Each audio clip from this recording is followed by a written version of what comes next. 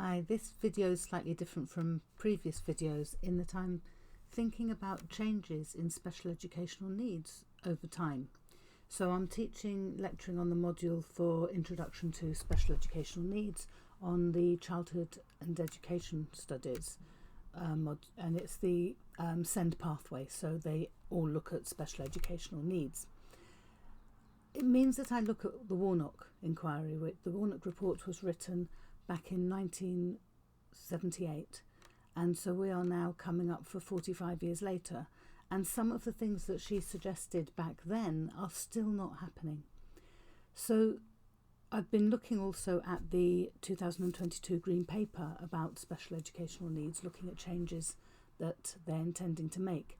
And one of those changes is to reduce the Masters SENCO award, which all SENCOs have to take, to being an NPQ.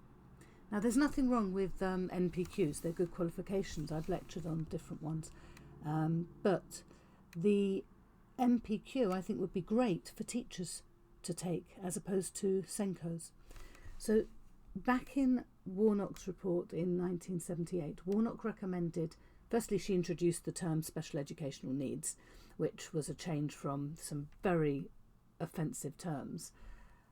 But she also recommended that teachers were trained about special educational needs. Now,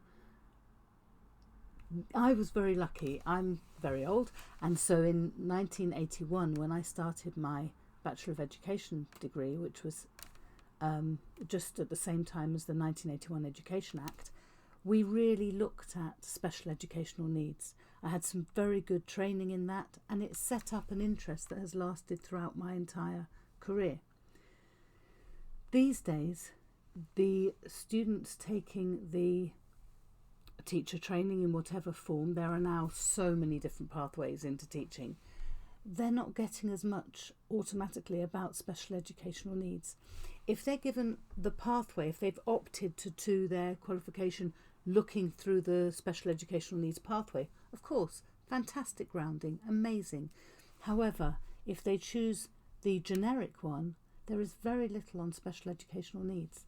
Now, in the current code of practice, as with previous codes of practice, the teachers, the class teachers, every single teacher is responsible for the special educational needs within their classroom. And that's fantastic. The theory of all of this is wonderful. However, in practice, how can somebody be responsible for special educational needs and disabilities and all the children within the class who have these needs if they haven't had the training, if they don't know how to recognise a certain type of special needs, if they don't know the accommodations to make? Now, the SENCO course, the NASENCO, the Masters Award, is brilliant. I am a tutor on it and I find it amazing.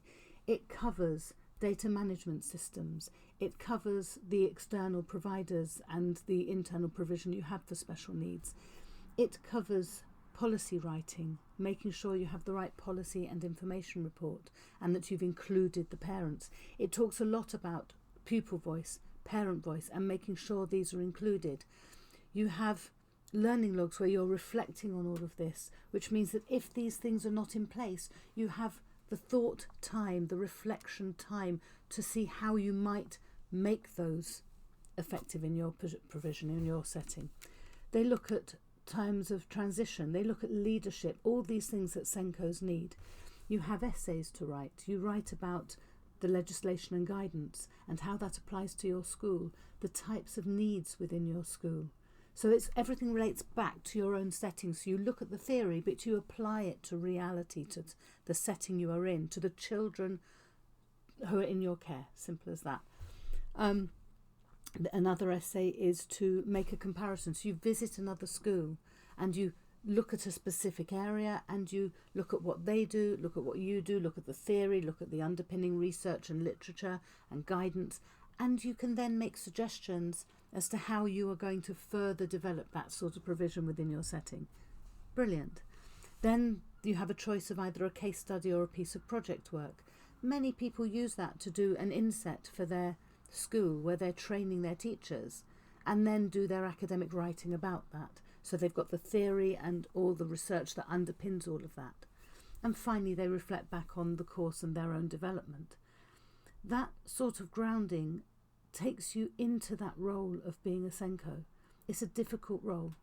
It can be a lonely role. Quite often you are the expert in the field and therefore everybody is coming to you all the time. So it's really important that our SENCOs are well trained, understand special needs, and not just understand their school, but understand their school in the context of the wider picture. It's important that we bring back more training about special needs into the teacher training. If teachers are going to be responsible for special educational needs in their classes, they have to have the knowledge, the understanding and the training. You can't expect somebody to go into a classroom and say, oh, I think they might have a bit of dyslexia, or I'm wondering if they're on the spectrum. I wonder if I've maybe got the lights too bright because they've got sensory needs. How are they going to know that if they haven't had the training, if it hasn't ever been explained to them? So this is really important stuff. You also need to be trained in leadership, because if you, as a SENCO, you're often asking people for things. You're asking for information. Oh, could you just let me know the scores for this? Could you just let me know that? If you're going to be doing that, you have to have certain leadership skills. If you're going to explain to a parent that their child might have a learning need or a physical disability that needs discussing more, it could be that their hearing's down, it could be that they're not seeing very well, anything, however great or small the need, if you're going to be the one who has that initial conversation with the parent, you have to know how to have those conversations. They're not easy, and it is a skill. And the Masters Award gives you the time and the training to develop these skills, because you also look at the theory, the understanding, different approaches. You're given scenarios to address and to understand.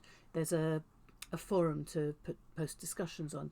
You get the chance to actually work out, how am I going to make sure that parents are involved? How am I going to help them to feel included? How am I going to help a parent who may indeed have some special educational needs themselves understand the needs of their child and understand the support that we are giving them? How are we going to help that parent to appeal when the EHCP is not granted? All of these things are skills that we need to develop as SENCOs, and I feel very strongly that whilst the green paper is saying, oh yeah, we're going to level up, it seems that it's actually trying to level down. It's looking, we have waiting lists for CAMS of 2 years, and that's quite normal at the moment. Well, CAMS is Child and Adolescent Mental Health Services. Don't think we can afford to have a 2-year waiting list for something like that.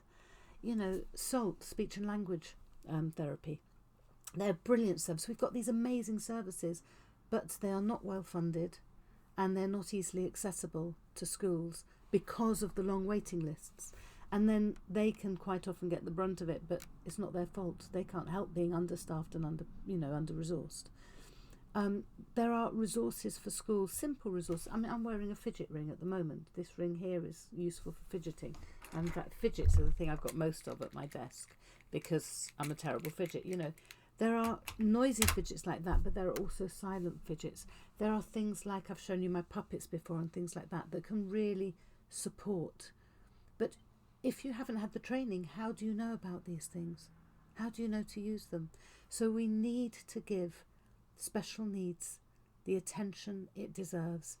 Disabilities are finally becoming more, physical disabilities are becoming more